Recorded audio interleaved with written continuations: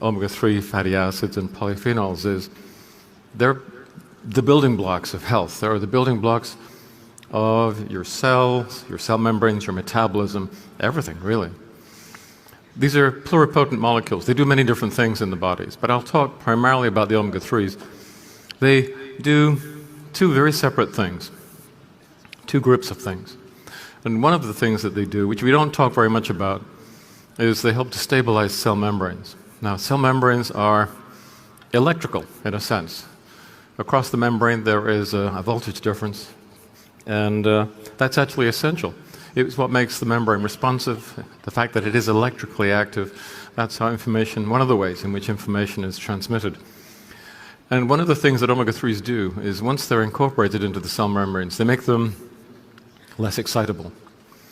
They have an effect on what are called voltage-gated ion channels. And these are holes in the membranes which are involved in the transport of electrolytes like sodium, magnesium, potassium. And they determine the voltage across the cell membrane and how reactive those cells are, how excitable they are. And this is one of the reasons why balanced oil has certain types of effects in the body. So, for example, it's well known, has been for a long time, that people who have a better 6-to-3 ratio, people who eat fish oil, are protected in some ways from certain types of heart disease. After a heart attack, they are less likely to go into a kind of arrhythmia, which is usually fatal unless it's caught early, called ventricular fibrillation, because the cells in the heart have got more omega-3s in the membranes, and they're less excitable. They're less likely to go into completely arrhythmic, irregular activity. But the same thing is true for other cells in the body, including smooth muscle, and this is one reason why, if you have a better omega-3 status, arteries are less contractile. The airways, if you have asthma, are less likely to constrict excessively. It's a good thing to have tissues that are a little bit less excitable. And the same thing is true in the brain, which is a very membrane-dependent organ. For example, in situations like epilepsy, where you're having excessive electrical activity in one or more areas of the brain, if you include the omega-3s into the cell membranes, and balanced oil is a very, very good way of doing just that, the neurons become less excitable. They fire less excessively. And of course, many of you who've seen cases where children or adults who have an epilepsy problem start taking balanced oil, and what we see is that in many cases the seizures become less. In many cases, those people become drug-free. I just heard about another case, a child who became completely drug-free and who's currently being investigated by a bewildered team of hospital doctors because his life has been absolutely transformed by taking balanced oil. There are many cases like this. The other thing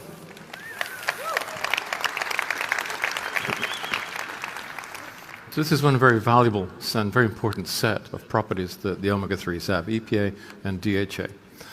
But then, of course, there is the anti-inflammatory capacity of the omega-3s together with the polyphenols that we add to our fish oil. Now, this little diagram, and the one that follows, talks about why it is that you need to have some inflammation. Not too much, not too little. You've got to be in that Goldilocks zone. Too much inflammation inevitably leads to progressive tissue damage, which is why it's now understood to be the key to chronic degenerative disease. If you do not have enough inflammation, that's a bad thing as well, because that means that you're not as well able to defend yourself against certain types of problems, such as infection by a bacterium or virus. When your immune system fights that off, it does so through a process of inflammation. You need to be able to do that. Once tissues have been damaged, for example, in an accident, you need to have the ability to mount an inflammatory response because that's part of the way in which you heal the damaged tissues. And if you look at this diagram, you'll see up at the top there, DAMPs, and there should be PAMPs as well, and there are damage-associated and pathogen-associated molecular patterns. Your immune cells recognize those things, and that triggers an inflammatory response that is physiological and helpful and appropriate. That's how you defend yourself. That's how you mend yourself. But this system can also be triggered in other ways as well. And the top left, what you'll see is something called RAGE, and that is the age receptor. What it responds to are advanced glycated end products, which are present in very large amounts in many processed foods. And if you're eating the wrong kinds of foods containing age compounds and ale compounds and other problematic compounds like that, it keeps on driving the inflammation sequence in a way that is not physiological at all. It's not helpful, it's excessive, and that inevitably, eventually leads to degenerative disease. Now, I'm not going to talk about in detail what happens inside the cell. This is an immune cell, in this case the macrophage. I'll talk about what happens outside the cell in this area called the inflammasome, not the some, for those scientists and doctors who are present. I'm going to talk about this as a two-phase sequence, an upper and a lower chamber, if you like. And in the upper chamber, the very important thing to know is that the omega-6s and the omega-3s play complementary roles. So you can see in the middle of the top bar the inflammatory challenge. That could be the pathogen, it could be physical damage, and you want to start an inflammatory reaction. It's important that you do that. That's how you defend yourself, that's how you mend. So you start the inflammation reaction with the omega-6s, specifically arachidonic acid. That starts the inflammation sequence. That's like the accelerator in your car. Once the challenge has been neutralized, you then need to stop the inflammation sequence, and that's where the omega-3s come in on the top right. And they produce compounds called, amongst other things, protectins and resolvins, and as the name implies, they stop the inflammation once it's done its job, and you go back to normal. So that's like the brake on the car. You need the accelerator and brake. Now, it doesn't matter whether you're driving in the busy streets of Stockholm or whether you're negotiating the multiple hazards of your daily life. You need to be able to switch this on and off. Now, this is the first phase of that inflammation sequence, and in this top phase, it's the 6:3 ratio that's really important, the accelerator and the brake. The problem is that we have a very, very excessive 6:3 ratio, thanks to the criminal irresponsibility of the multinational food companies who now control 80% of the global food space. And that means that the chemistry inside the cell is skewed in a way that makes that cell release exosomes, little structures that we used to call cell dust because we didn't think they were very organized. Now we know they are. They're actually packed full of information.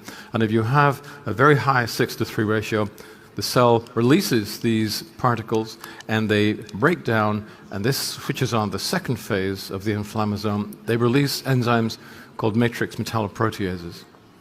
And these are extremely destructive enzymes. They destroy the extracellular matrix, the collagen, the elastin fibers, many other types of fibers that hold all your cells together, organizing them and allowing them to function collectively as a tissue or an organ.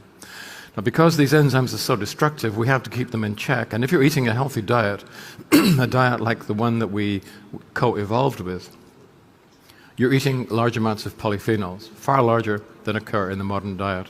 And these polyphenols inhibit those enzymes and keep them under control.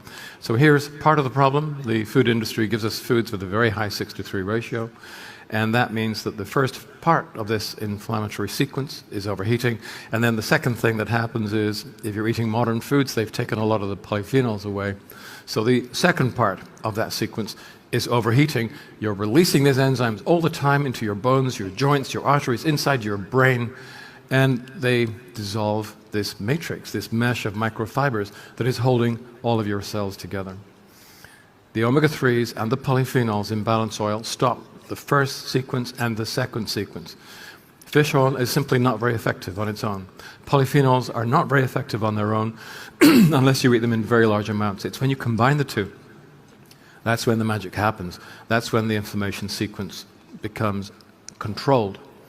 And that's what you've seen for yourselves, many of you, when people with very problematic symptoms, diseases of civilization, they use this type of product, our products, and their symptoms start to fade, their diseases go into remission, and then very many of them start to heal, and many of them eventually become drug-free. Many of you have seen this for yourselves. So this is where balance oil comes in. So who needs it? Well, actually, it turns out there's very few people who don't, and I'm going to quickly go through the life stages and show what balance oil is offering to people in these different sectors who have very specific age-related problems. So let's start at conception. Well, one of the problems with conception is it's becoming increasingly difficult because male and female infertility is becoming very prevalent. Some of you who've seen my talks have shown me present a slide looking at, for example, sperm counts, which have fallen by almost 2/3 in the last generation alone.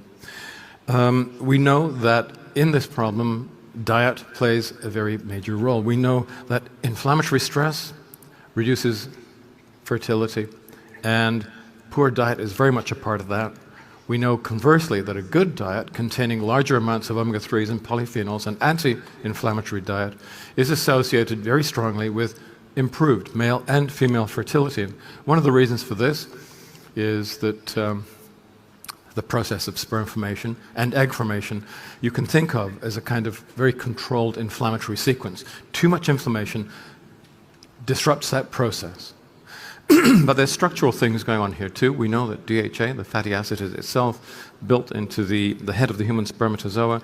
We know that omega-3s lead to improved sperm quality, quantity, morphology, and movement.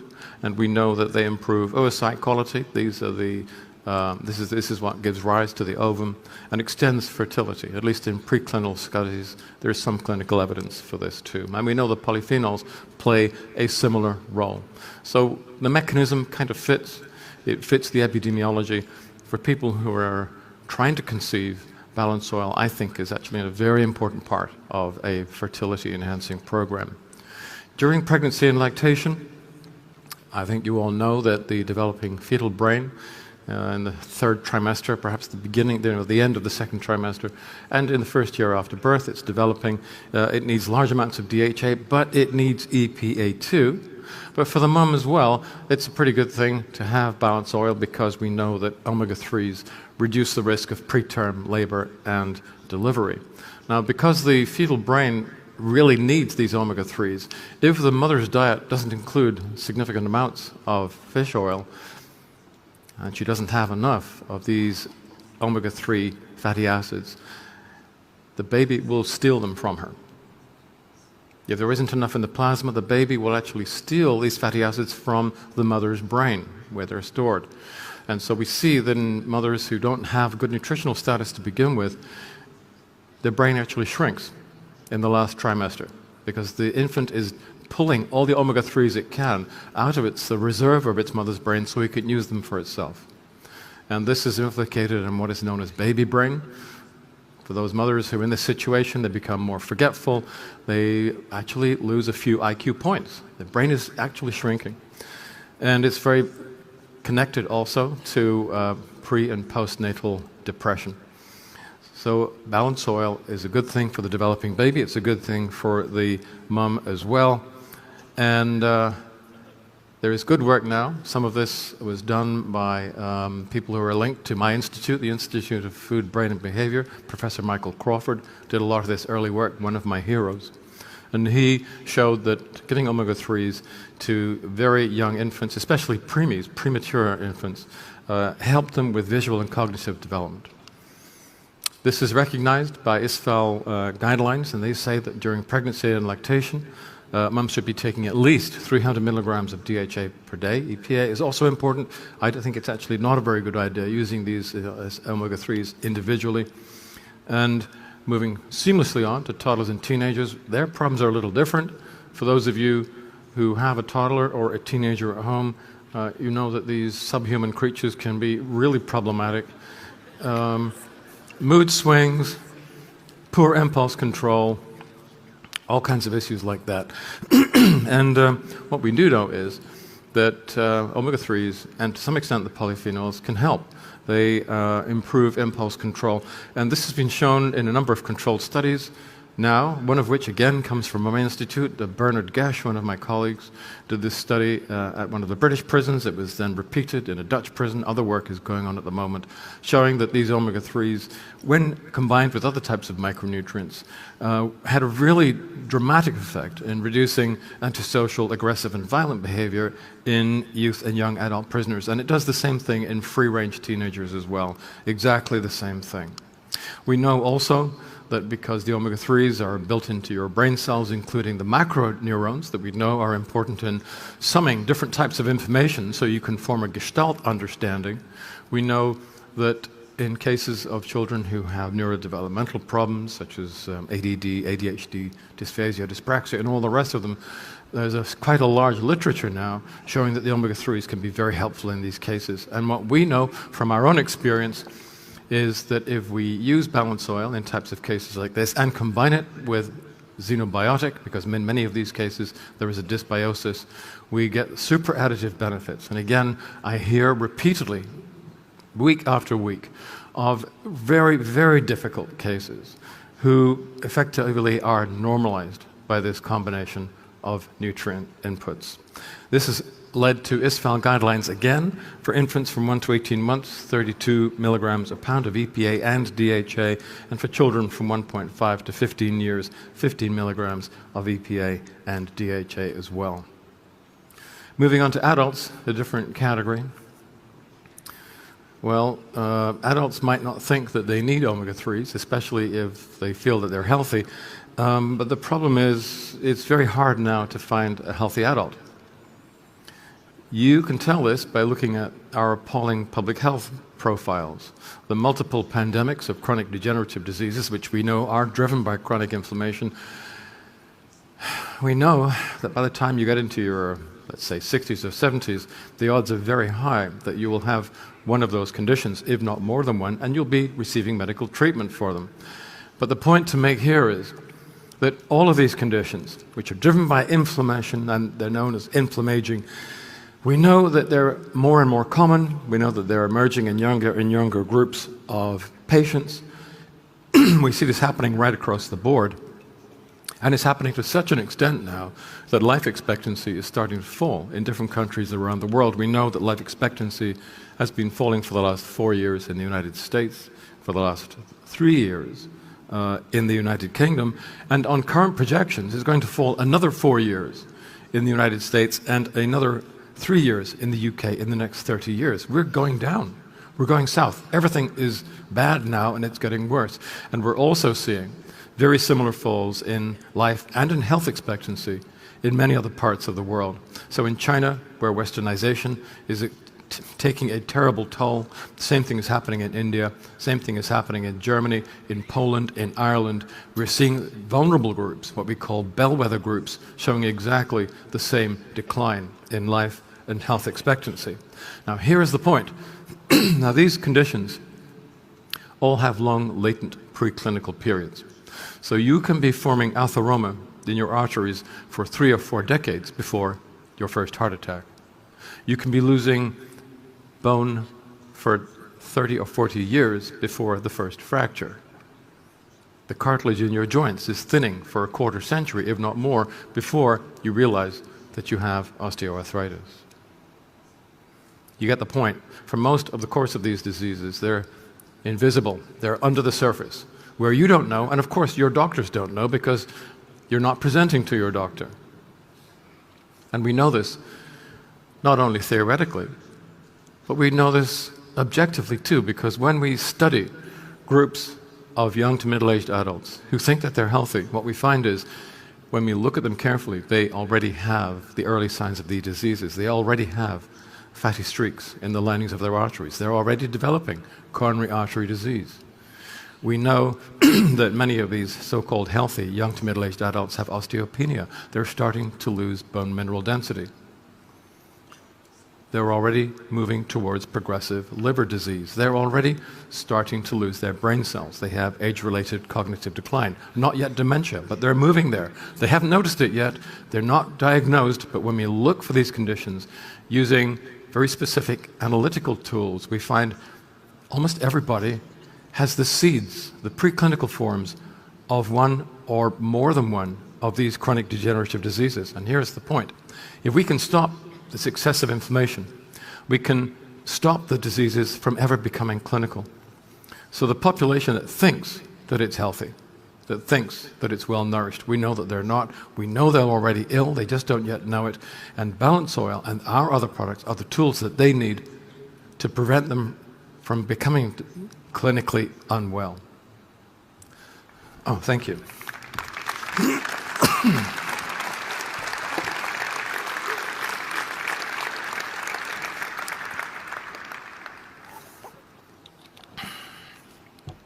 So for them, Balance Oil is all about prevention. But once you get to the point of being an elder, gray-haired like me, in our age group, 60s, 70s and beyond, chronic degenerative disease is a reality. It's progressed to the point where it is now causing symptoms, so this is a more easy way to approach it. These people have problems, they know they have problems, they want solutions. They're not that happy with the pharmaceutical strategies, which, as you now know, are entirely non-curative, only treat symptoms, and in the process kill a lot of patients. You know, medical intervention is actually a leading cause of death in the United States and in Europe now. The tools that we use are specific, expensive, very selective, treat symptoms only, and do a lot of damage. What we do is much more potent, much more therapeutic, much safer. They have active degenerative disease, they're losing life expectancy, but more than that, they're losing health expectancy. So the way that we eat now, the way that we live now, the way that we die now, we spend the last 10% of our lives becoming progressively more medically dependent, becoming progressively more expensive. We die slowly and expensively, and there's a huge increase in health and social costs, which rises exponentially in the last decade or so of our lives. In cases like this, elder people who actually have clinical disease, by reducing inflammation, what we can do is reduce the progress of their disorders, their problem. What we can do is to reduce the symptoms. We can reduce the progress. In many cases, we can bring it into an equilibrium.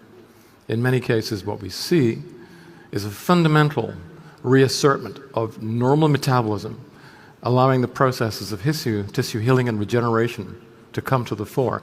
In many cases, we see even patients who have progressed to the point where they have clinical symptoms, what we see is that gradually they become drug-free. So Balance Oil, in this particular group, helps people to live a lot better. And along with that, if you're living better, if your organs and systems are no longer being compromised and progressively damaged, along with that, as a secondary attribute, comes enhanced life expectancy. That's not necessarily what we're striving for to begin with. We're more about better quality of life. But life expectancy comes along with that. So Balance Oil is really for everyone. And we know that all the omega-3s in the marine food system don't come from fish, they come from the deep cold water marine plants that produce the omega-3s. That's what gets into the krill, and then into the fish, into the mammals, and then into man. So why don't we just cut the middle fish, cut the middleman, and go straight to the seaweed? We can do that too for vegans and vegetarians. We have the vegan Balance Oil, as you know, which also contains SDA and GLA, two fatty acids I haven't talked about much so far, but they have interesting and anti-inflammatory properties of their own.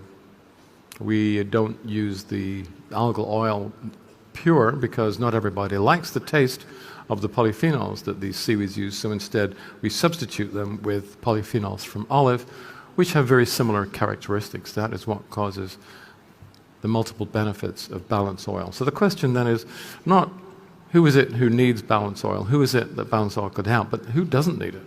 It's actually almost a universal truth and a universal need. The only people who don't need this are people who are eating a really healthy diet, which is hardly anyone anymore. We didn't evolve with supplements. We didn't need supplements when we were still living in the Stone Age. Supplements are pretty modern. And some nutritionists say, well, you know, we don't need these. All you need to do is eat a healthy diet. That's true.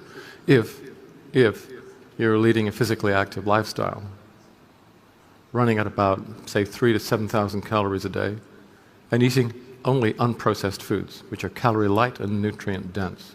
But if you're living in a town or a city, if you have a white-collar occupation, if your calorific requirements are only about 2,000 calories a day, and that's pretty standard now, you cannot get all the nutrients you need, even from a well-balanced diet. It's no longer possible. And if you've made the mistake of including processed and ultra-processed foods in your diet, which are calorie-dense and nutrient-light, you certainly can't. So, yeah, who doesn't need supplements these days? I think almost everybody does. And I think you're in a position to help a lot of people. People who have problems that the current healthcare system cannot help. We are living between two millstones, between a food manufacturing system that is feeding us toxic foods, which create chronic degenerative diseases, which then sends us running to the pharmaceutical industry. The pharmaceutical industry is very grateful to the food industry for continually supplying them with victims, customers. And the food industry is equally grateful to the pharmaceutical industry for keeping all the rest of us doped up with drugs that dull the pain and the symptoms of the intoxication that the modern diet creates. We're being crushed between these two millstones. It's not personal, it's just business. What we have is the key. We can open the gates and let everyone out.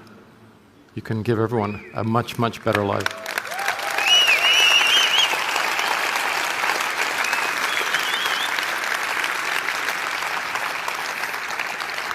I'm so sorry, I'm over time. This has been very general. If you would like to know more about the detail, for any doctors and scientists here, please have a look at my blog. That's drpaulclayton.eu. Or read my book. This is now available in every language in Europe. So it's Let Your Food Be Your Pharmaconutrition.